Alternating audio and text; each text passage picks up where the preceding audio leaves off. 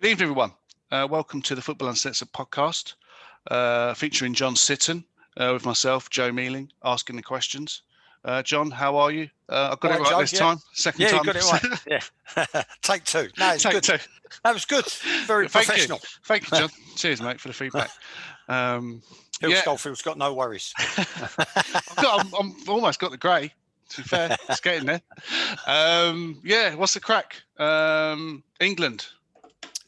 A few England people. week.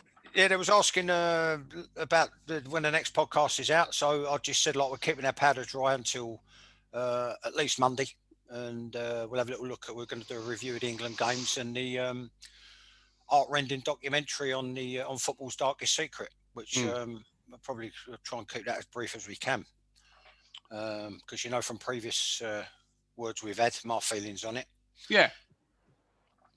Well, let's start with, I guess, something positive then to start off with. England San Marino 5-0. I wouldn't say it flattered England, really. It was probably a fair result. A little bit laboured. What was your assessment of the game?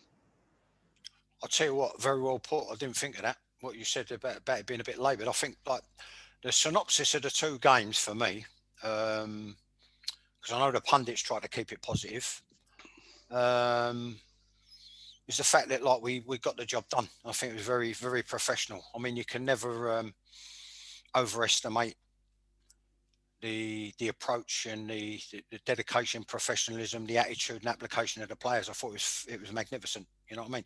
But I thought the post-match interview of Gareth Southgate, I thought he was fantastic. He was so honest, and I think there was a little thing there where you could see him just maybe a few ground tremors, not ready to go volcanic, but you could feel a few little tremors coming from him during his interview. I thought very, very, very honest appraisal, particularly after the second game. So full marks to him, because obviously, they're decent wins, but he's obviously showing that it's, like he said, we're still not the finished article, and we're a long way from being completely satisfied, which is how you should be as a coach. Yeah. Was there any? Obviously, it was a second string side for the first game. In the main, I know there was a few starters in there that would you consider to be, the main starters for England. But other than that, it was kind of like the second string. Was there any of those second string in inverted commas players that you thought did particularly well and maybe had did enough to make Gareth Southgate reconsider the first 11, which he's already come out and said he knows for the first game against Croatia? Yeah, I think that his first 11 is to a degree, I'll take that with a pinch of salt, because there's a lot of football to be played between now and when we actually kick off in the Euros. A lot can happen. There could be change in form. There could be, God forbid, on behalf of the players, injuries. He's got to take all those into account. But I think to a degree, what I would say is he's damned if he does, he's damned if he doesn't. You understand what I mean? Because you get criticism either way. So he's gone for the lesser of two evils, saying that he knows he's starting 11. If he says, at the moment the door's open here, there and everywhere, people are obviously going to jump to the conclusion, particularly in the media in this country, they're going to jump to the conclusion he don't know he's starting 11. He don't know his best team, in inverted commas. Just can I just ask on that? I mean, I don't know to what extent you kind of had to deal with, sort of media pressure and media interest in what you was doing. But it seems like that answer was with the media in mind. But obviously, as a manager, you have to have the players in mind as well. And as a player, let's say you was in the second string, someone like Connor Cody, you're playing against San Marino and you hear the manager say that. Would that demotivate you, thinking, well, fucking, what's the point? He knows his first 11. Well, no, not necessarily. I mean, he might go with, let's play three centre backs, and Cody might well be one of them. I mean, my favoured pairing is the obvious one from the second game. From previous podcasts, giving ourselves a pat on the back, I talked up the possible renaissance of John Stones. That's come to fruition. Yeah. I mean, I'm going back nearly a year. When I said after a couple of episodes, about what he needs to do, and it looks to me like he's, mission accomplished. He's done it. He looks a far more well-rounded, seasoned defender and more dependable, more reliable, not getting caught with the ball as much as he did in bad areas. And I just said he needs to do the basics well. And I just think like it was a case of getting a coach say, you know, do 20 minutes with me in the afternoon, and in a couple of games, it's like his head's been a magnet for the ball. Yeah. You know what I mean? Like putting in like good decisions with regards to one-touch clearances, or you know, playing his football a little bit further forward. Taking less risks. Yeah, there's a few. I mean, you know, in answer to your question, I mean, I think like I know he wants to play a certain way, and I know that Pickford does the thing with the ball out of his feet, like as if he's a like John Cartwright's session 25 years ago, the keeper. The deeper sweeper, you know, as in, and become an extra outfield player. My preferred thing would be still be Nick Pope. I just think he's more. He seems a bit more calming influence. And at the end of the day, I just want him to be a decent goalkeeper. Someone quoted him yesterday saying he makes Lloris look like Johan Cruyff, which I thought was a bit disparaging. I'll get just the humour. Yeah, I'll get the humour. You know what I mean? But like, in terms of this, you know, flipping it out your feet and passing it out from the back, that's fine, only if it's on, and it's got to be done quickly. So I think he's more than capable of that. I think the Reece James is well on his way to making the right back spot his own after the massive dip in form of Alexander-Arnold. Yeah. I mean, there's obviously Kyle Walker's in the frame, and he played against Albania. But I was going to say, Cole. The thing is, Joe, I'll be honest with you, it sounds a little bit callous, but I think his better days are behind him. Yeah. I mean, I'll put down the thing like the nonsense with regards to the flick he tried in the San Marino game. Was it the San Marino game? I'm making notes. I'm looking at it might have been Albania. Reece James played against San Marino, but it was the Albania game. He's surrounded by 3 or 4 players, and he tries to do a flick, you know, and and then ends up getting booked. Yeah. Created the foul, didn't he?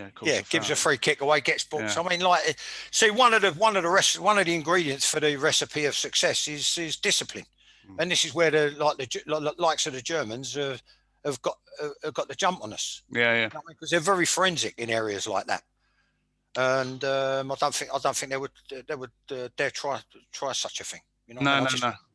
It showed a bit of a lack of discipline, professionalism even.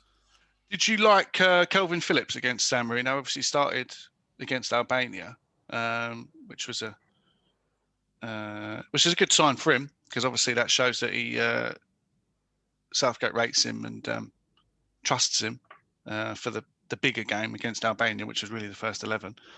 I'll be honest with you, out of everyone, because I was just checking, because I made like 4 or 5 bullet points, 6 bullet points for each game. Out of everyone, I thought he was the, for me, in terms of what job you're being asked to do, I thought he was one of the better ones against San Marino, because I thought, I've remarked that I thought, like, you know, he kept the ball moving well.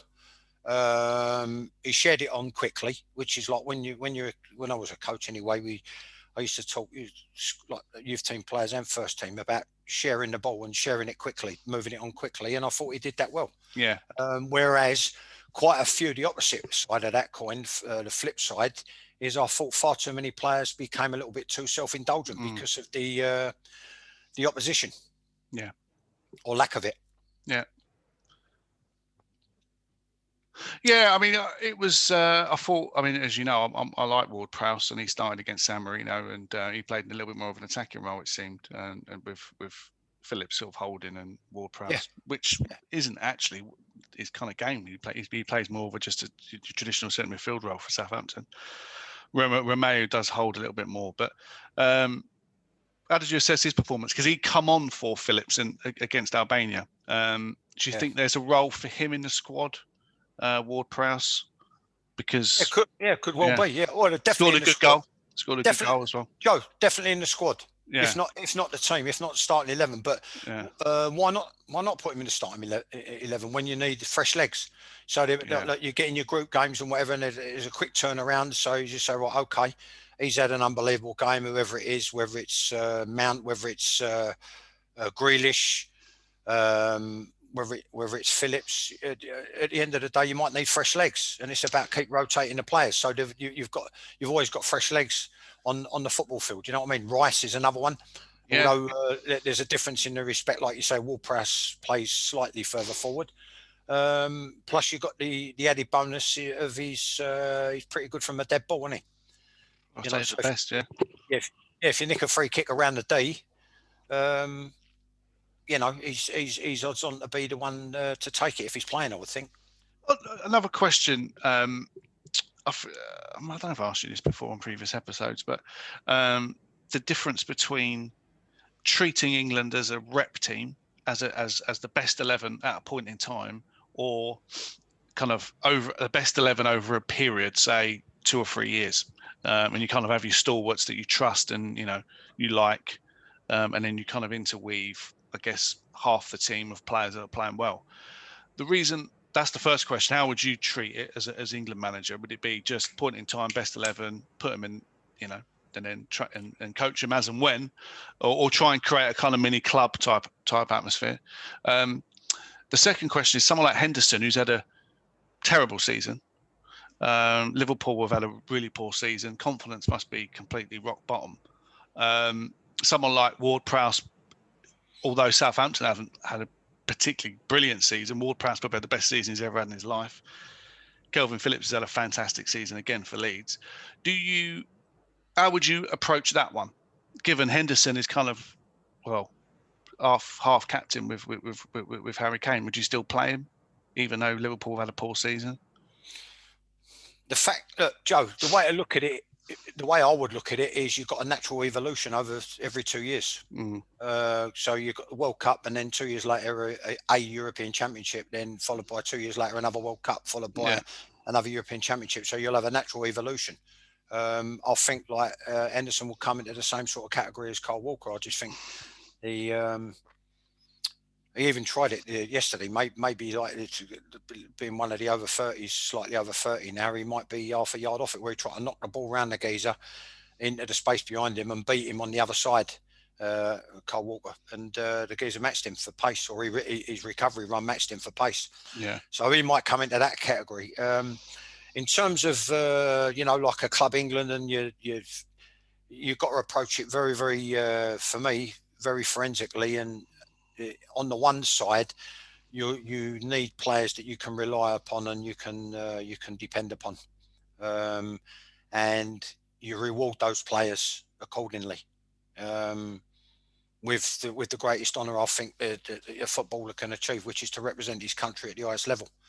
The other side of it is, like I think he did against San Marino, and this is where we've got to get our act together in this country for quite a while now, although, it's changing ever so slightly, because I think even the media have seen the error of their ways to a certain degree.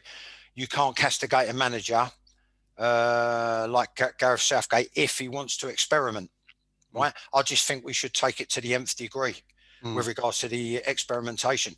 So you had a massive change of personnel for the first game, and more or less totally, almost completely different personnel in the second game, right? But the first game particularly, he wants to look at players, and then maybe I would throw in, you could experiment with patterns of play, shape, set pieces, even use it as a practice match. You know what I mean? Okay, it sounds disrespectful but that's not my problem. No. If you're manager of England, you've got to do what's right by England and by the players and the supporters. So what that might mean, right, what we're going to do, we're going to try and get the game won as soon as possible, right? So we were saying like 3-0 up within half an hour, right? Slightly over. So then for the last hour of the game, I would start playing. It's a brilliant thing I heard, right? Going back to one of my old coaches when I was when I got a youth team job at Leyton Orient, and even previous to that, I was still a player.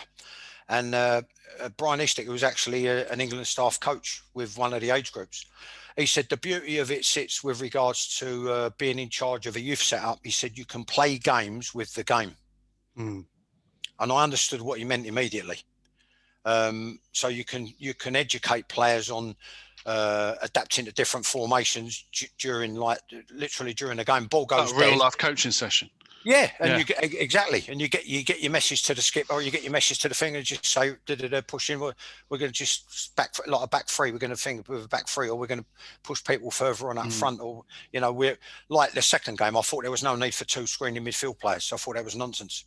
All due respect, but he's trying to get them ready and get them well rehearsed for when they come across to a Germany, a Portugal, or France, where we will need two screening players. Do you understand? So I'm trying to sort of fall in the middle, which is unusual for me, with regards to people who are like on Twitter being interactive, and I'm agreeing with them, and I'm agreeing with Ian Wright on the thing. So I was saying to my missus as I'm watching it, why has he got Phillips and Rice there? There's no need for two screening midfield players. We're playing Albania. Then you've got people saying, well, Albania are no mugs, right? Well, all due respect, it might not be mugs. I mean, I weren't a mug, but I was in the third division for the majority of my career. I was no mug, but people were saying you lack one or two criteria, as in I was slightly over 6 foot instead of a 6'4" only monster, or I wasn't as quick as Kevin Ratcliffe or O'Leary or Lawrenson. So I'm not a mug. It's still the same game. We know it's the same game, but with all due respect to Albania and San Marino even more, they're third world footballing nations. They're not up there with the elite of the elite. And all this about players playing in Serie A, we've only got to look at the state of Serie A.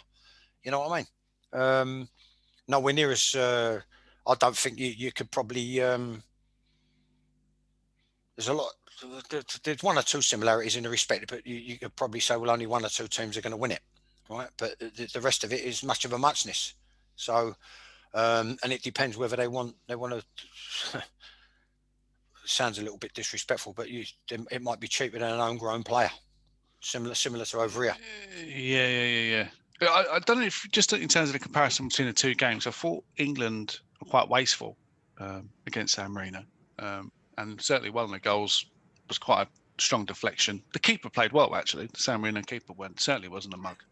I thought he had a good game, but he had a really good game. He had another good game yesterday. Yeah, he did make a really good save, didn't he? I think he saved the penalty, didn't he? He saved the penalty as well, yeah. Yeah. But yeah, so that was kind of a story of wasted chances. But the Albania-England game, I know Kane at the post, or at the bar, sorry, when he should have scored.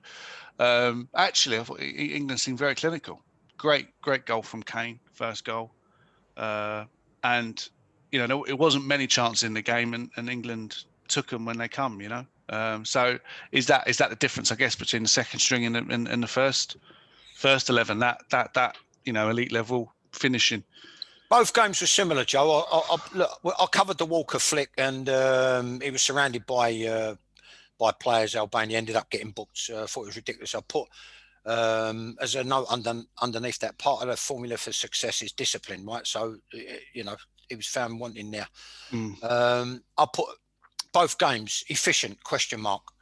But should have looked forward sooner, right? Now the reason I say that is because I think the common denominator with Albania and San Marino, I've made a note here. I just thought that Albania looked and settled for containment.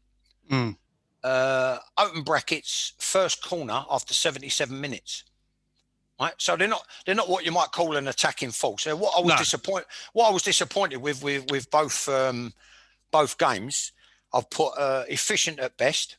I've already said that I thought there were too many players too self-indulgent. I think, despite massive praise I've given him, I think Foden has probably highlighted the fact that he's not yet ready for that level, because it's knowing when to pass, when to dribble. So I thought he was too self-indulgent. I appreciate the fact that we needed to try and get a momentum in terms of we're able to keep possession. I appreciate the fact that passing the movement and the likes of Foden with his dribbling ability are the ways to create an overload. But there's times when once you've drawn players in, you should share it on quickly. And I just thought like he was in danger of basically I'd say to a player years ago, running up his own arse. You know what I mean? What it was crying out for, right? So in terms of I was talking about experimenting, right? third man runs, like what they did quite well. So we used to do it quite well, but we ended up with, we play Everton and we get knocked out of the FA Cup or the League Cup at Gillingham and at Leyton Orient. We play Spurs in the League Cup. We lead from the first leg. We get hammered in the second leg. So you can look efficient, but that extra quality is what differentiates the two sides. So I'm looking at the likes of Albania squeezing up when the ball's set back. I'm looking at San Marino, who held a nice line when there was pressure on the ball. And both teams tried, maybe intentionally, maybe unintentionally, to shut down the wide areas, shut the line off and force inside. And they were quite good at squeezing up.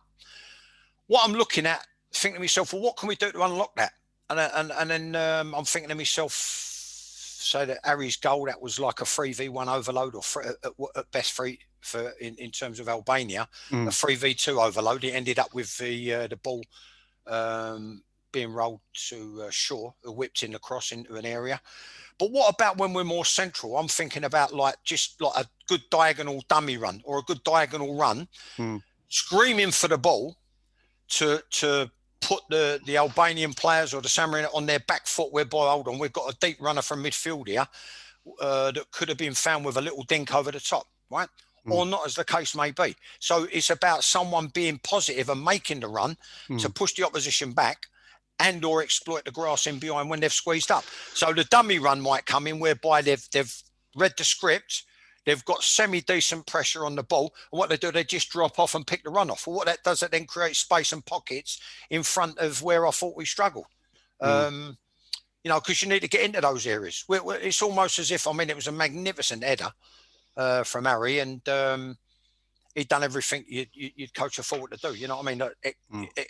Expect the best and elite anticipate. Level, yeah, but just the sheer anticipation of it, and the flip side of it, the centre back never done what you should do as a centre back, which is expect the worst. Yeah, and make sure he don't get across you. Do you know what I mean? So like what you do, you get your body line in, and he maybe runs into the back of you, but it's always going to be you making first contact on the ball.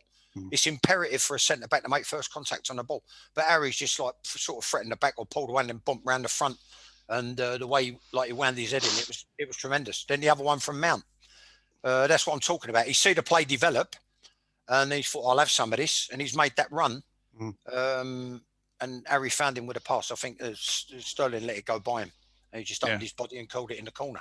Yeah, I just thought it was crying out just for someone just to make scream and make a darting run, just to push the opposition back. We were too content. And I made a point of talking, they go, oh, he's different class, he'll be England captain, he'll be there for years to come. Well, I agree, he will be there for years to come. But I made a point, Rice, I think he settled too often, too many times, like when we got throw-ins, right? I'm even looking at that. Why are we content just to throw the ball backwards? Look forwards first. And Rice was too content to play the ball backwards. He was too content to play the ball sideways. Your first priority, I think, against any opposition, never mind people like San Marino and Albania, any opposition, I would like to see it coached, or I would like, me personally, I would coach, is can you look forward first? Yeah. And make that your, then if not, then be patient. Yeah, so I think I asked this before. So on that then, did you coach your players to play the first pass they saw, or to play the best pass? Well, it's obviously the best pass, and the best pass is. But that could slow the game down, I suppose. Sometimes. Yeah, well, but it's like Paisley used to say. It's not about the short pass, it's not about the long pass, it's about the right pass. Right. So what I'm saying, if you prioritise in your mind, you condition your mind, or condition the mind of the players, you get it out your feet.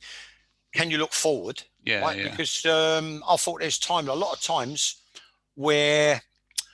And the two, they mesh, they knit in together, right? You've got yesterday's lot playing a back five. I think they both played a back five. Well, Harry's up there on his own. They play like 3 against 1. So, like you say to a play, like come inside, push in, get closer to Harry, push in, get closer to Harry. And then what that might do, that might get the players, condition them, instead of just rolling it sideways. Or someone's on his way in towards you, turn it out your feet, give it back to Stones, give it back to Maguire. Too often. Yeah. Too often. What you do, you look for it and you say, not on, okay, then I'll be patient. And then the next player, is it on? Okay, I'll be patient again. But yeah, I think your first priority is to look forward. Do you think there's? I mean, certainly, I wouldn't say. I'm not necessarily saying it's the case now, but before, certainly in tournament games, it seemed to me like England players went missing when the going got tough and didn't move and didn't want the ball, didn't create space, and then we've become so turgid in terms of maintaining possession. We give the ball away. It was sideways passes because forward players didn't seem to be moving. Do you think there's an element of that? Do you think that needs to be that coaching needs to be improved, where the attacking players have just got every player whenever they get the ball has to have 3 potential passes on? Is that something you used to coach?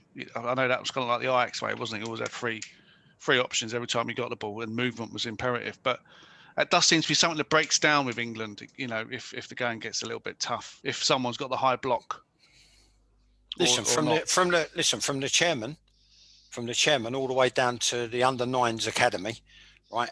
Football's about decision making, right? So what you're trying to do is you're trying to create, coach, enlighten the complete footballer, right? Because let me throw this in the mix, because it's crying out for me for someone like Rashford to be close to Harry, or even Vardy. But particularly Rashford with his pace and power, his aerial threat. Although I think he underachieves with regards to the aerial threat. Another thing we don't do enough is turn with the ball, and I think Rashford would bring that to the party. The only one who does it is Raheem Sterling. Yeah. You know what I mean? What he does is he rolls players and turns with the ball, and then before you know it, he's facing you. And it's a fantastic. I thought out of all the games, despite Harry's goal, I thought Raheem Sterling with the 1-1 against San Marino and in the game against Albania yesterday, I thought it was. And a lot of the work goes unnoticed, but I'm looking at what's going on off the ball, and also when the ball's punched into him. Right, I thought he was by far one of our best players, if not our best player, and he's going to be a priceless commodity, because that's another thing that. We're talking about passing all the time, but when the ball does get punched in, another thing that the foreigners do better than us, they recognise when and where to turn. So that's another little session. You know what I mean? And what you've got to do, you've got to keep trying to condition the minds of the players, I think. Yeah. I'm not saying lump it up there. I'm not saying thing, but when in answer to your previous question, you're educating players like not just to pass forward, but the furthest pass forward to do the most damage. Yeah. Right? Then you work your way backwards of that. No, Pomo is the ball across the goal behind the retreating back four. It's just going for the right area that happens to be, like again Brian used to say, if the ball, if it fizzles out, it will just nestle or hit the far post. You know what I mean? But that's an area. Position of maximum opportunity. I was going to ask on that, because the reason I said Pomo is because it was sort of one of the questions I was thinking of. We obviously are taking on board the continental style of football, the tiki-taka, one-touch football, passing it around. Obviously, then that encourages, because we try to have more possession. The other team has less possession, then has the high block, 5-6 defenders, holds the line. We've then just we end up playing the ball around in front of their back 5 or whatever. With that, obviously, sometimes the game can become frustrating, and certainly England players can become frustrated in tournament football. It could get turgid because you're not getting any openings. Basically what I'm saying is, would you encourage players in those types of situations to shoot more? To do something a little bit different, as opposed from distance, yeah, sort of 25-30 yarders, yeah. I don't seem to see that very often. I don't know about you, but the sort of the number of goals scored from outside the box seems to have really depleted over the years. Yeah, I mean, I'm of a certain vintage. The last time I saw it done on a consistent basis for quite a while was Holland in the '78 World Cup in Argentina. You get the occasional worldie, right? But before we get to that stage, what I'd say to you is this. It doesn't matter what he played yesterday, 4-2-3-1. Like I said, no need for 2 screening players. No need for 2 players to screen the back 4 or screen the centre backs. Yeah, in my opinion, right? Maybe I couldn't really work it out for periods of the game against San Marino. It looked like it ended up 3-4-3 on occasions. The bottom line is this: the common denominator in both games, there were times when we played in straight lines. We were playing in straight lines. You understand? So you had your four set out. You had your Shaw, your Maguire, your Stones, your Walker. You know what I mean? And the fullbacks were pushed on, but then they just became part of another line. And then like midfield players pushing on, they just became part of another line. I'm talking about getting in between those lines, which is why I think my formation, if he wants to play with one up front, my ideal formation is ideal in the respect that it ties in with what Bielsa's mythically created. Like I said, David Webb did that with Brentford, 5-5, two games, a game in each half, because you'd automatically have both when we've got the ball and when we haven't got the ball, and that would be 5-1. It also creates more of a marking problem for the opposition, because like what you're saying to their midfield is, well, can I afford to push on, or do I have to stay? You're saying to the fullbacks, do I come and mark inside, or do I go? You're affecting the marking in the respect that they might end up having to mirror you.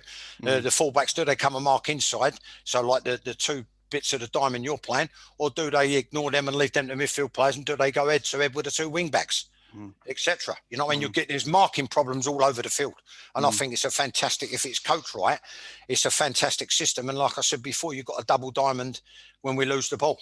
Yeah. Is your, I think we did your 11 2 or 3 episodes ago. Has that changed in terms of your first 11 based on the two games you've seen? Starting 11 against Croatia? Maybe not so much. We spoke about the third. I said, like, I'll tell you nearer the time. I mean, I still want to clear me mind with regards to the right fullback position. Like I said, my ideal system would be 3 centre backs. Purely and simply, when we come up against a top draw opposition, I think we might struggle with a flat back 4. Yeah. I need the goalkeeping position clarified. I need the right wing back position clarified. I think it looks like Reece James is probably leapfrogged Alexander Arnold. Then you've got the problem: who do you play as the right centre back, or do you go with like Stones as the right centre back and just have someone with pace as the sweeper like Cole Walker?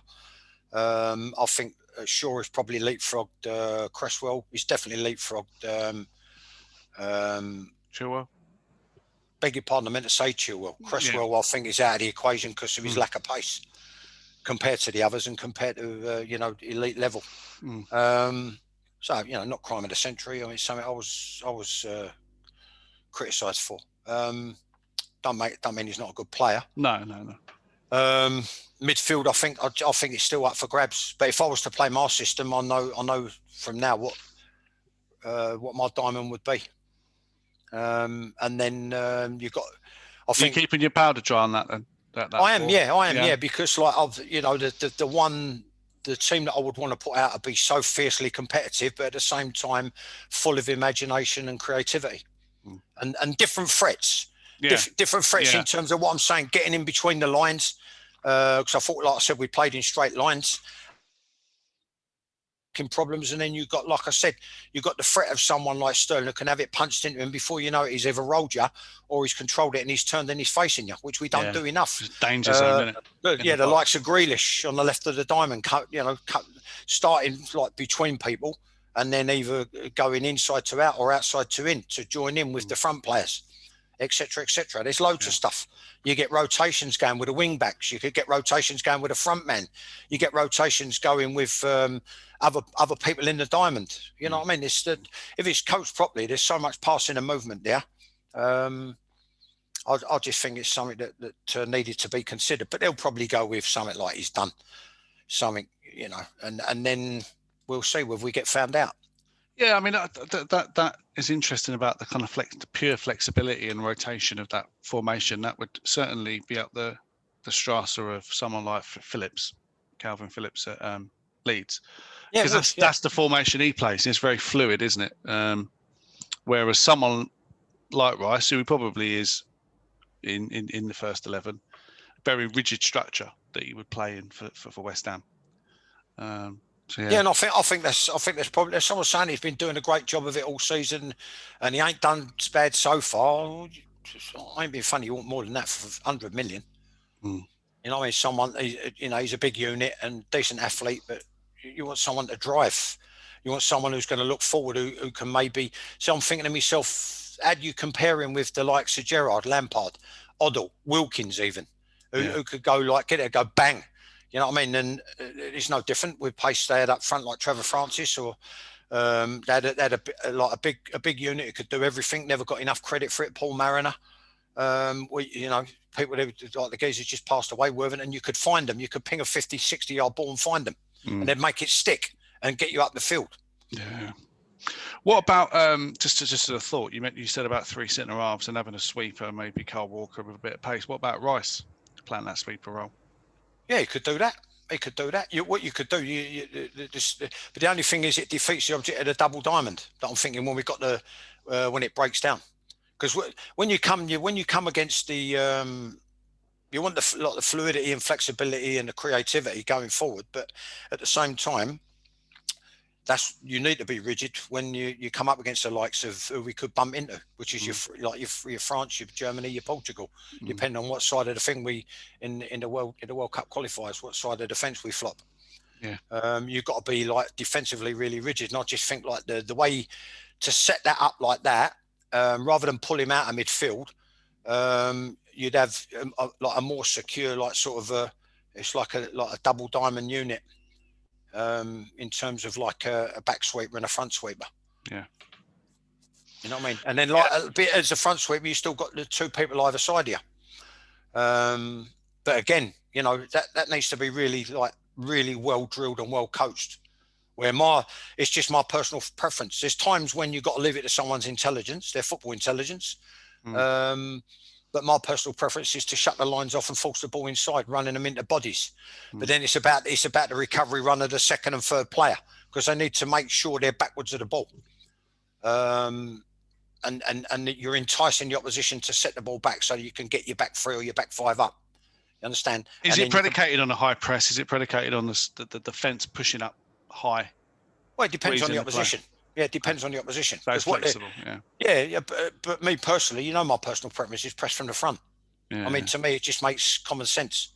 Yeah. And then you're just asking your players not to be lazy. If the ball does get played round them, or they do get beat, you're asking them not to be lazy. And when they make a recovery run, which is, I'm looking at it, Alexander Arnold, and I can see why he's left him out. I think he's had an absolute trauma this year. And then I'm looking at it. Yeah, but there's no shame in that. But then it's your reaction to the trauma. It's your reaction to and I just think he don't do that little doggy where he makes that recovery run as if it's an Olympic gun's gone off. You've got to bust the gut and then get back and then have your breather once you're goal side of the ball. Yeah. And then I looked at the thing and I had a geezer with it on Twitter. He's obviously a Liverpool supporter and rightly he's praised him and rightly he's talking about his success and his meteoric rise. But then I said against Man City, he defended like a 12-year-old schoolboy. He just run at Raheem Sterling, who's probably the worst person in the Premier League to do it to. And he's just gone bump and sidestepped him. I mean, it's like one of them, open the gate, get us a hot dog while you're out there. You know what I mean? Yeah. You just don't do it. It's 1v1 when facing an opponent. It's grid work. 1v1 when out of defend 1v1 when facing an opponent. Very simple grid work. That's what you do. You do 20 minutes with them in the afternoon. It's all about closing down quickly, but then you apply the brakes. And then for the last couple of yards, you fade in. You understand? There's no way you should just go like sprint and then keep going. Because good players will just sidestep you. So back to my original point, there might come a time when you show someone down the outside. That would be a Ronaldo. You know what I mean? Because you ain't going to say if he starts on the left, I'm going to show him inside anywhere from 30 yards into goal, because he'll go bump, he'll skip inside and he'll curl one. He'll curl one and test your keeper or curl it in the top corner. You're asking for trouble. That's why someone like De Bruyne is so hard to mark, because you allow him to come inside, he smashes one in the top corner, you allow him to go down the left, he gets down the line and puts a brilliant ball with his left foot. Yeah, mind you, there's a way round it, because what you do, you get the first defender to exaggerate your starting position. And I remember players having a problem with it, and I go, okay, you're having a problem with it, son. What you do is bend your run, and you exaggerate your starting position, right? So then it's about the bravery of the second and third player and the fourth player. So if he does, which I don't see too often now, You know, be prepared to get He's one in them. shepherding him into an area, but then there's supporting Well, that's what I defenders, said. basically. Yeah. Yeah. It's like I said, it's about the second and third and thing, the recovery run of the second, third, fourth player. So you what you're encouraging, you're enticing the ball across you. Or if you get up to the ball how you should, when I'm coaching it, you get up to the ball so his head goes down, and then the only option he's got is to turn it out of it, get it out of his feet and play it backwards. That's when your back foot go bang. And then if it's played back 30 yards, you nick 10. But you don't handball up, you come up, you explode. And if it's played back 20 yards, you nick like 7. And if it's played back 5 to 10 yards, you nick 2. You understand what I mean? Not that I'm a rugby. Go on. No, you're condensing it all the time. Not that I'm a rugby man by any stretch, but that's a really interesting point. Something I've never come across is exaggerating his starting position as a defender, shepherding a player into an area that then supporting defenders come onto him, even if he beats you. There's an area of where we know he's going to go, and therefore we can pin him, and then he can either knock it back. It kind of restricts his movement or restricts his ability to do damage. But that's actually very similar to rugby. Yeah, you'd have to see me coach it, though. You'd have to say, because what it is, it's you're kidding them, you're conning them. Yeah, you understand? Because you don't. Strictly speaking, it's about discipline. You don't want your first player to go to ground or get beat too easily. You understand? So it's sort of shepherding. Yeah. And obviously, if you can get your foot in, you get your foot in. But it's about like, if you come in here, I'm waiting for you. And then they see what it is. I used to coach players as well. The flip side of that is an attacking player. They go, too many coaches go, oh, yeah, get your head up, get your head up. You understand? That takes time, right? You could get your head up just by doing that. You understand? I don't know if you can see me on camera. So what I used to coach players is look out the top of your head. You understand? So when a good player, a really top draw player like Ronaldo, he just looks out the top of his head and he's getting a picture all the time. He could see another shirt there, and he's got someone in his face here who's like Carl Walker, pace, power, and he's a disciplined Carl Walker, right? He go, I ain't going to beat him for pace. I'm not going to run him on the outside. And he sees the set, and then he just settles for getting out of his feet and shuffling the ball across. Well, that's when the second player gets up to him, and then basically the player either side of him, they've got to drop, and they form, like I said, that delta, that D. It's like it's a fantastic system if you've got the players who are disciplined and athletic enough to do it. And the best area to do it is like that. Everyone wants to play the same way. Just okay, we'll concede 25, 30 yards. Let them roll it out. And then you lock on, because everyone else knows what everyone else is doing. And then another top area to do it and make sure it's disciplined is use it to clear your penalty area. Right. So if someone's wriggled down the side, right, the first player, if he exaggerates his starting position, bends his run, stays on his feet, don't get beat, don't let that player back down towards the corner, right? It's a good way. Once it's drilled and taught properly, it's a good way to clear your penalty area and keep people, which is screaming out for it at Premier League level even, right? Players don't do enough to keep the ball out of their penalty area. Teams don't do enough. Coaches don't do enough. Managers don't do enough to keep teams out of their penalty area. And when you think of VAR as well now, the risk is even higher with balls in the penalty area, with handballs and penalties, very soft penalties with VAR. Yeah. That's why it's more risky. It's value-added bonus, though, isn't it? Really interesting, that is. Really interesting. And that's, like you say, there are teams that defend in their penalty area. Yeah. I mean, it's criminal, really, isn't it, when you think about it? Yeah, of course it is. Of course it is, because you're asking for trouble. Yeah. You're literally like begging for grief and aggravation. Yeah. And you've got to keep the risk to a minimum, right? It's literally a minefield, the penalty box. So keep everyone out of the minefield, because mines will go off, penalties will go off. Yeah, the way I used to coach it was the opposite, and I used to call it a minefield. But the mines are going off because players are offside. They've made straight line runs and they're offside. It was drilled so well. And the best, believe it or not, the best at it was my youth team at Orient, followed secondly by the Sunday sides I used to coach, followed by Leighton Orient's first team. Even Pat Sholland, when he took over, he said, how did you used to coach that thing with regards to this and this? And did you just tell them just to run, like just come up? And I said, no. I said they were coached to squeeze in relation to the ball, but then drop out just before or on first contact. Right, so you squeeze, you've made them set the ball back. So let's say a centre half's about to walk onto it and lump one forward, right?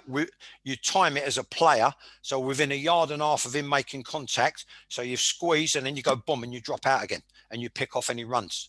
Because, you know, obviously the way to defeat it, there's about 7 or 8 ways to defeat it. I worked out about 8 ways to defeat it. But what you do is you keep playing. As a coach, you play against yourself. You play games in your own mind. You play games against yourself. Like, so if I'm coaching this, how would the opposition look to beat it? One of them is a third man run. So that's why you need the squeezed and the drop. The squeezed and the drop. Interesting. Yeah. Very interesting. Right. I want to move on to something less positive. The documentary last week, Football's Darkest Secrets.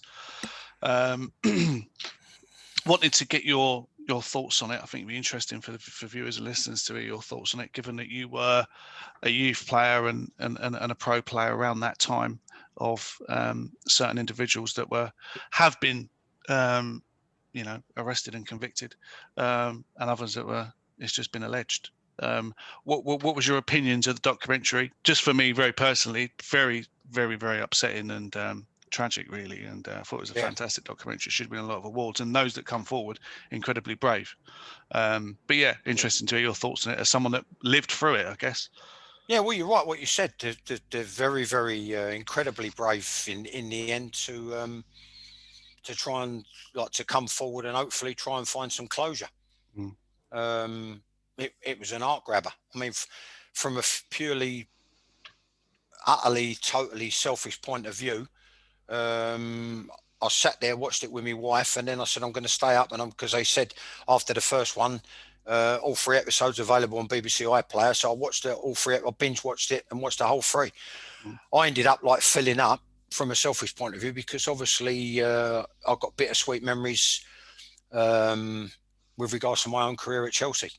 Where it wasn't alleged, it was basically the accused, Eddie Heath. I mean, it basically made me look a mug in terms of I was forthright enough and my personality was already sort of ably formed at the age of 14 when he sort of tried certain stuff with myself. And I wasn't having none of it. I'm keeping my powder dry, to quote you.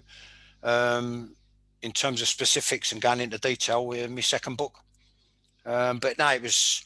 Thank God you were developed enough because, I suppose that was probably not unique, but rare, I guess, because it takes a lot of fucking balls to stand up to an adult in someone in that position, because they used a lot of leverage as well, didn't they? And that's where they got the power. I said to my wife, there's, they obviously, when you look at this scum, this Higgins and this other scum, Burnell and all that, they placed great exaggeration accent on the fact that they was in charge of your career. And to quote either one of them or some other scum up in Newcastle, that I forget what one it was, said I could make you or break you and I've got my career in my hands. Obviously, they had a lot of power to exercise and that power was abused. And I said to my wife, you know what? I remember at the time being so dedicated and even down to the journey, nearly a 4-hour return journey to do 1 hour's training in the evening on a Tuesday and a Thursday. It might have been a Monday and a Thursday. Anyway, I just said to my wife at the time, I remember thinking I'd do anything to be a professional footballer. But then I drew a line in the sand. I changed it from doing anything to I would do everything to be a professional footballer, but not anything. And on the thing, just to tie it in very quickly, one of the people on there said that it's a certain time of your life, a certain period of your life. And I was doing the rounds. So I forgot in my first, but I said 9 clubs. It was actually 10. Maurice Newman offered me 300 quid to sign for Leyton Orient. So it was 10 clubs, not 9. And I'd done the rounds of evening coaching sessions and I fell in love with the atmosphere and the information that I was getting at Chelsea and the coaches there and the people coming through like Eddie Mack, Eddie McCready was eventually first team manager. Ken Shiletto, the dearly departed, passed away last year, may he rest in peace.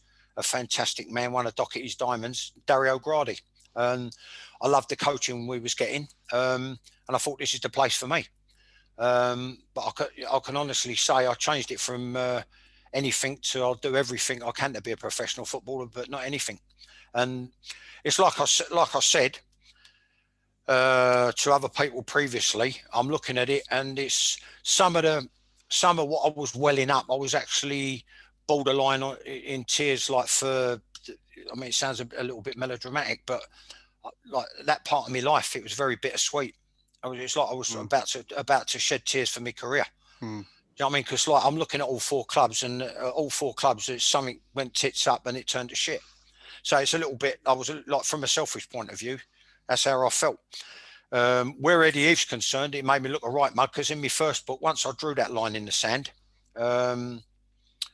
and I went off piece slightly, but one of the guys on the documentary, he said these years they what form you. They determine what you're going to turn out like.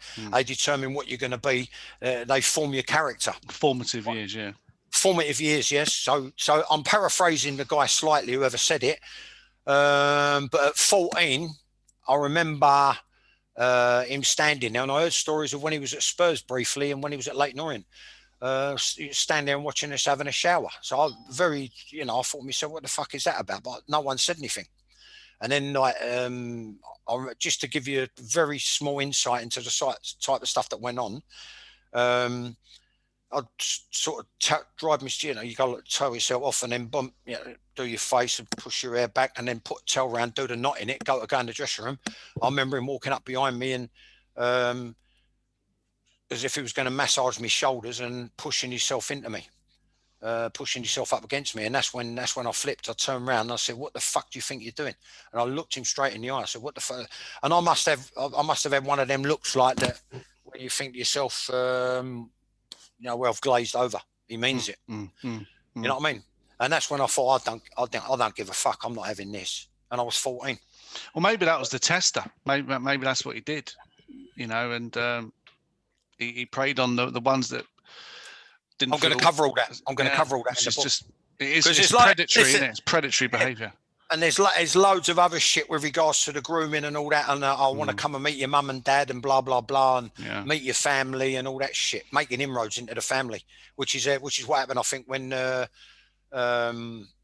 thing happened with Gary Johnson. Incidentally, we were partners for 2 years from the age of 16 in all the duties. 1976, the summer of 76, Chelsea had a full intake. And you were split into 4-4s and 2-2s. So you'd go in groups of 4 out of the 16 apprentices. You'd be split into 2-2s. 2 would take care of the bathroom, the toilets, the dressing room floor, and the showers at the training ground and the main ground, in terms of polishing all the chrome work and making sure the floors were spotless and mopping them. And then the other 2 would load and unload the kit. And then collect it at the end of the training and then lay it out in the laundry room and also put the boots in the skip and then clean them when they got back to the ground. And we were together for 2 years. He never said a word. The first I knew about it was when I read it in the paper, and I was contacted by every news outlet. Sky, BBC, ITV, every newspaper, Sun, Star, Mirror, Express, the Mail, the Times. And I just said, look, I can only speak personally. And what went on with Jono, I never had a clue. Yeah, never had a clue. Just go on, sorry. No, it's just in the end, he became a mentor. Eddie Heath he was like, he's even Mickey Droy used to go. He was a PFA representative at Chelsea. Even Mickey Droy used to go to him for advice. They all thought he was Dave Sexton's man. Do you know what I mean? But he was he used to look out for players, senior and junior. Is that the problem? Everyone knew. Listen, to hit a nail on the head, right? When it all come out, I was asked thing, and I rung. I'll be truthful with you. I rung Christine Matthews, who was our secretary at Chelsea, and I had a long conversation with her. She said, "Well, what did you end up saying?" I just said, "Well, I can only speak from a personal point of view, and I didn't want my memories of Chelsea sullied any more than they have been by reading about Gary Johnson, right?" But when they asked people to make a comment, Ray Wilkins said, "I thought Eddie Heath was a good guy." Right? Well, may he rest in peace, bless him. Because when he fucking walked in, it was like Frank Sinatra walked in the room. He never had a bad word to say about anybody, Ray. It don't matter how angry he got, don't matter how annoyed he got, don't matter what was going on in his own life, because a lot of people turn on people because of what's going on in their own life, right? Ray was one of them. He was just like an unbelievable, open-minded, big-hearted, unbelievable, friendly, nice, lovely, fantastic guy. And he wouldn't say anything derogatory, derisory, or critical of anyone, even if they asked for it or deserved it. Then, the same token, someone rings up Alan, Lord Hudson, and he says, well, everyone in the club knew he was a nonce. Right? Well, hand on heart, right? We didn't. We knew he was gay, even when the first time my missus met him. Right? I took her along to a youth team game. We were courting. And she sort of looked and like as if to say, like, you know, he's a bit on the effeminate side. So everyone knew he was gay. He was quite overtly gay, really. Back in them times, let me tell you, right? But no one knew he was little boy gay. Mm. You know what I mean? Was that the? You said no one knew. Did you honestly think Chelsea didn't know? Oh, they knew. So they knew. You just the other players didn't know that weren't involved. No, John even says, I think in his article or there was another article, someone was sent round. Someone went round to smooth things over, and it's something I'll be putting in my book in the respect that like you start to piece things together in your mind retrospectively with hindsight. The little things on the training ground or around the ground where Eddie would be walking, you'd be coming out from doing your duties, and Eddie would be walking towards you.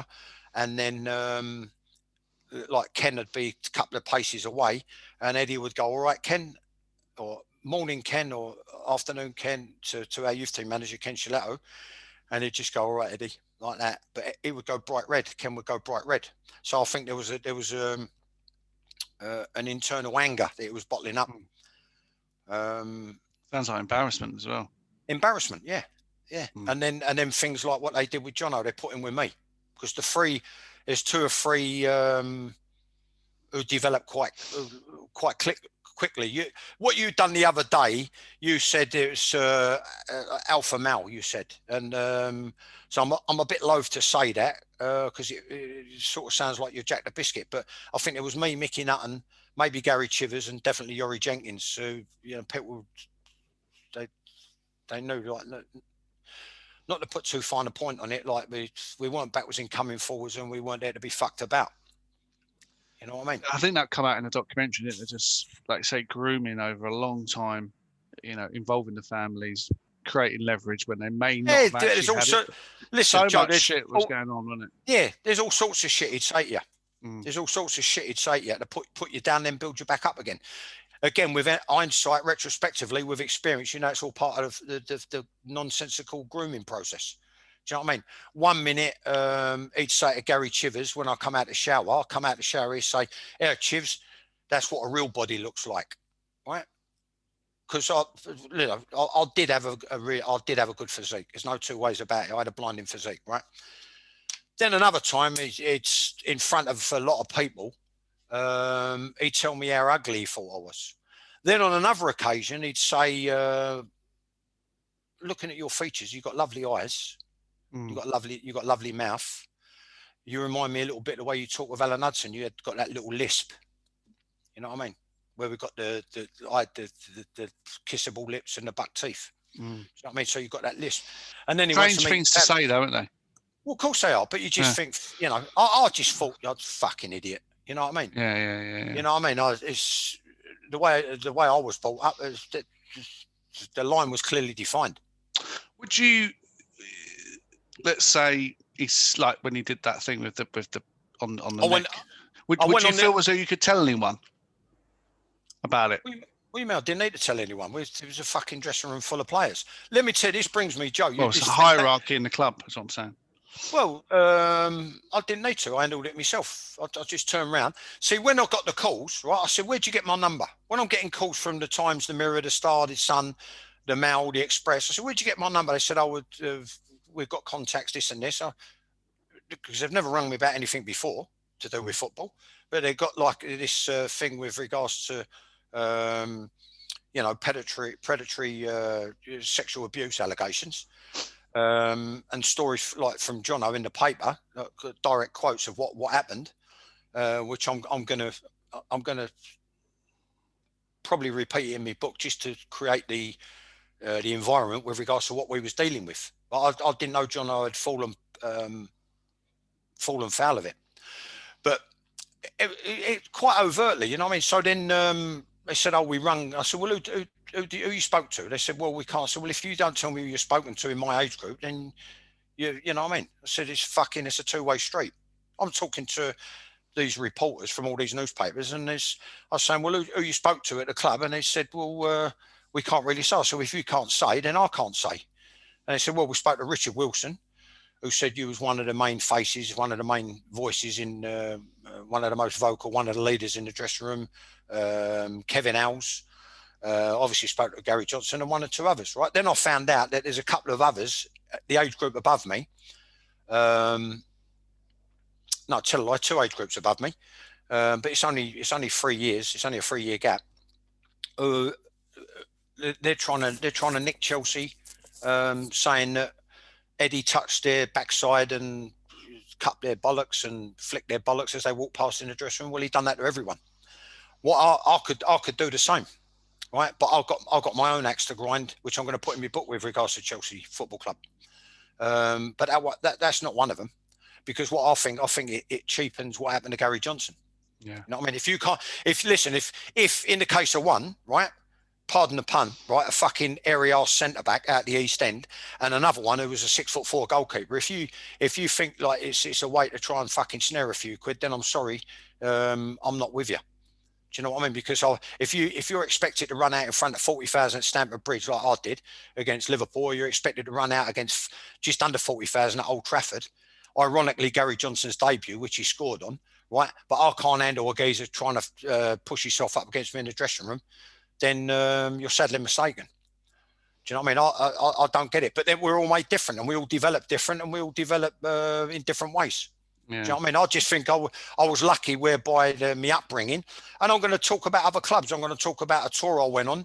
And then we went for a game of football, me and all the other lads. We were staying in an hostel in Switzerland. We had a fantastic day. And we spent the morning at Lake Lucerne, and we had a little swim in the lake. We had a sunbathe. Then we come back and we had a game of football after a drop of soup. I mean, the food was fucking shit. I must have lost 3 stone. And then I said, I'm fucked. I'm knackered. I'm going back to the hostel and I need a drink. And I went back there and I found a guy who said he was attached to Arsenal, or he recommended all youth players to Arsenal. And I basically made the mistake of leaving my youth club and becoming part of his Sunday club. And he was in the spoons position with a 12-year-old. I was nearly fucking sick, physically sick. I nearly threw up. I just made out I never saw it, and I walked straight out. And then what happened was when we got back to, I kept to me distance, and as soon as he dropped me off at my house, I said to me, "Dad, get my registration from the Lordship Lane Sunday League." I said, "I'm coming back to Craig Park." "Why? What's the matter?" And I said, "No, I just don't like these. I don't like this lot. Nothing to do with the lads. It was to do with him." Then there was another guy came around my house, Chris Geeler. He's dead as well. Offered my dad, "I want your boy at QPR." So I went there he watched me play for Middlesex then in London. I went there for one evening training session taken by one of them. And then he's going, "Well, we want you here to sign schoolboy, then apprentice. Or is the forms that you up for?" I said, "I need to think about it. I want to think." My dad's like, so then I found out my dad, off me dad in the car on the way home, he'd offered him money. Right. Then he came round my house on a Saturday morning and he went out and a bag full of kit and 350 quid, 400 quid, 500 quid, whatever it was, in an envelope. Fucking wad of notes like that to sign for QPR. I said to me, "Dad, no, I'm not going."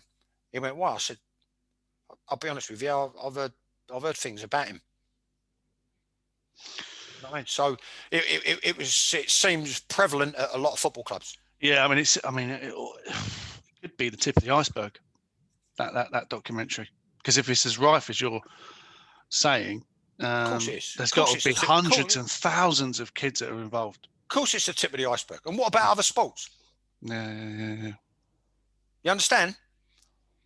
You understand what I'm saying? I can imagine, yeah. Athletics, what's the difference, Yeah. Rugby, athletics, yeah. No, I mean, I just thought lightly. I'm looking at it. I sent him a little message. I don't know if he got it. Paul Stewart. Mm. I mean, fucking hell. I'll be honest with you. I'm getting choked now. No, it's I'm getting horrendous. choked.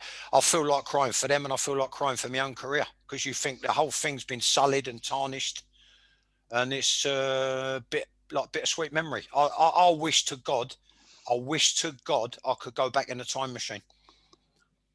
You know what I mean? I really wish to God I could go back in the time machine. But a lot of stuff adds up now with regards to what they did with Gary Johnson. They stuck him with me on duties. Right out of the 16, he come from Peckham. His dad was a black cab driver, Lenny. Jono became a black cab driver. I saw him, dropped off at Waterloo, went round the roundabout, went to go back up. I thought, aye. There's only 2 cabs on the rank. I went to go round the island. A few cabs shot up, station approach, and then they come up, and I'm just about to do the U-turn to get on the rank. And I thought, well, I've just dropped a job off, share the work. I won't jib in. And there was only 3 cabs. I thought, let them go. That means I'm 6th, right? And the geezer there's gone, go on, like that. I looked at him and he went, go on, Sits, like that. I went, Jono, fuck, couldn't believe it. I ain't seen him for like 20, 30 years. Fuck me, no, what am I talking about? It's 40 years. I ain't seen him for 40 years. And then he got out of his cab and he come over for a chat while I was sitting. So I was now 2nd, and the cab on point had just picked up. So now we're rolling, and I'm about to get a fare. And I just wrote out on a receipt, here's my number, Jono, ring me anytime you want. I just went, are you all right? And he went, yeah. And all I was going to ask him, mate, a cup of tea, cup of coffee, why didn't you tell me? Because I'd have stuck up for him. I'd have helped him. I wouldn't have give a fuck. I wouldn't have give a fuck the way I don't give a fuck now. You're going to see what's going to come out, right, with regards to what went on at Chelsea and the sheer fucking arrogance of the place. Because I ain't been put on this earth to be used and abused or as a fucking punch bag like under Clark at Orient. And but really, he's just one. He's in a long queue of about 150 to 250 other people. Or I should have just fucking knocked him out on the spot. Racism, the lot, everything. It's all coming out. It's all coming out. You know what I mean? This is an exclusive, Joe, right? Well, I was going to say, you heard it here first, yeah. You heard it here first, but there's a manager I played under. He called a player a fucking lazy black bastard. I should have knocked him out on the spot, right? And said, roll my contract up and stick it up your ass, because I'm not playing for you. But what did I do? I'm ashamed of myself, right? Because at the end of the day, we are what we are. You understand what I mean? I'm not fucking having that, right? And I'm getting angry now thinking about it. I'm bristling. I'm ready to throw a fucking shot now straight away, right? But I'm thinking, like, what did I do? I fucking looked down and I gobbed on the thing and I ignored it. So it's the same shit. It's all the same shit. You understand what I mean? That you're dealing with, like absolute fuckheads. People think because I swear, like I'm a little bit double basic. What it is, right? People are afraid of me because I'll call it out straight away. So why do you think I ain't got back in the game ever? I've only had 4 non-league jobs, because I call it out straight away. I'm not going to sweep it under the fucking carpet. I'm not going to sweep it under the carpet. And obviously, if I'd have known then, it would have exploded, because the summer I signed, right, they had high hopes for a lot of people. The summer I signed, everyone took a pay cut at Chelsea because the club was going into administration, right? So you think to yourself, oh, you know, how lucky am I? And then you work your way towards being a pro. And then I got offered a 4-year pro deal. Well, and then you're looking at the age group above, Eddie Mack's side. You know what I mean? He got out of the 2nd division. Finished above Forest, who went on to win the league and the European Cup twice. And won the European Cup twice. Mad, isn't it? Only a couple of years. It's mad. It's mad. But the whole thing could have imploded. It could have imploded. Yeah. So someone somewhere swept it under the rug. And that's obviously why they did sweep under the rug and turned a blind eye, because it was, and obviously loads of other clubs did it as well. I said in my book, I was gutted I never went to his funeral. I was ashamed of myself that it was full of, like, Chelsea, all the Chelsea boys turned up. I was ashamed of myself. Peacock said, you've got to come training. We've got a game tomorrow night at Gillingham. So he got buried on the Monday at City of London Cemetery, and we were playing on the Tuesday, right? So I actually said that I was ashamed not going to his funeral, right? I said he was a great mentor. I said that he was one of the ones, along with Arthur Rowe, who recommended me to Millwall Football Club, because he ended up with a job at Millwall after he left Chelsea. He was going to sue Chelsea for constructive dismissal, and Hurston Gold got rid of him. I ended up at Millwall, possibly because of, apart from Arthur Rowe and George Petchy wanting me, put in favourable scouting reports on my behalf. So, I mean, what my missus was concerned about was whether it, I'd been been a victim, and I just said that's an emphatic no. Because by the time I was 14, I think my character was probably already formed. Well, yes, you was fortunate in that respect. Others weren't so fortunate. Just on the book, some really, I think for everyone listening, this is going to be an explosive book when it comes out. So get your orders in when you can. What's your first run? How many prints are you going to do? Do you know? You've gone that far yet? No, we ain't gone that far yet. What I'm doing, I'm keeping my powder dry. I'll be honest with you. Before I had sort of finishing touches to stuff, I want to see how we get on in the Euros. Yeah. I mean, it's very easy to be critical, but I just think it's not so easy to be critical when you've been saying the same thing since you were taking your coaching badges at 28. I'm 62 this year, so it's not as if it's a knee-jerk reaction, is it? No. And I just think there's so much lacking at the FA, but all the company men like Southgate keep getting the job because they say the right things and come out with grey moribund platitudes. You know what I mean? So obviously, if I'm in a room full of women, I'm not going to be effing and blinding. No. I know how to conduct myself. Yeah. Corporately, but when I'm like, it's amongst our own. At the end of the day, if I use the odd F as an exclamation mark or to accentuate the point, so what? Where do they think we are here? Yeah. That's right. Just John Bailey from Twitter. You sort of answered it, but wants to know when your second book's going to come out. So are we to say after the Euros? Yeah. I think it's safe to say it'll be then. Yeah. Okay. And it might even be a case of waiting, just to let everybody know, waiting a little while so that I'll get the run up to Christmas. But all my thing, the other one is still ongoing. A little knowledge is a dangerous thing. So that gives an outline to my formative years, as you put them. Where I was born and when I was born and growing up and the environment I come from, and then obviously the football clubs. How you start sort of getting invited to these professional football clubs, and then obviously my playing career and what went on in my brief tenure in management.